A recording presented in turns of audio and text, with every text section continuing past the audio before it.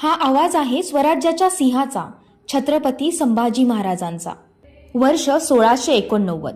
संगमेश्वराच्या भूमीवर दगा झाला आणि स्वराज्याचे धाकले धनी छत्रपती संभाजी महाराज औरंगजेबाच्या तावडीत सापडले। औरंगजेबाचा अहंकार गगनाला भिडला होता। त्याला वाटलं आता मराठ्यांचा राजा झुकला की अख्खं स्वराज्य आपल्या पायाशी येईल। महाराजांना साखळदंडाने बांधून औरंगजेबासमोर उभं केलं। औरंगजेबाने महाराजांना एक अट घातली, तुझे सगळे किल्ले आणि खजिना माझ्या स्वाधीन कर, तुझ्या देवाचा त्याग करून आमचा धर्म स्वीकार, तरच तुझा जीव वाचेल।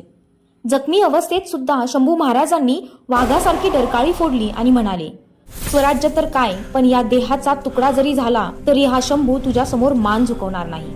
औरंगजेबाला राग आला। त्याने संतापून आज्ञा दिली की महाराजांचे हाल करून त्यांना मारलं जावं। संभाजी महाराजांच्या हाताची नखे तोडली गेली, त्यांच्या डोळ्यात तापलेल्या सळया घातल्या, जीभ कापली गेली, प्रचंड वेदना झाल्या, पण तरीही महाराजांच्या मुखातून आह निघाली नाही। त्यांच्या रक्ताचा प्रत्येक थेंब हेच सांगत होता की स्वराज्य हाच आमचा धर्म।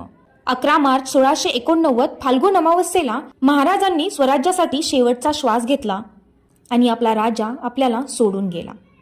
औरंगजेबाला वाटलं स्वराज्य संपलं, पण तिथेच त्याची सर्वात मोठी चूक झाली, कारण एका संभाजीला मारून औरंगजेबाने घराघरात संभाजी निर्माण केला। त्यानंतर 28 वर्ष औरंगजेब याच मातीत झुंजत राहिला आणि शेवटी याच मातीत त्याची कबर खोदली गेली।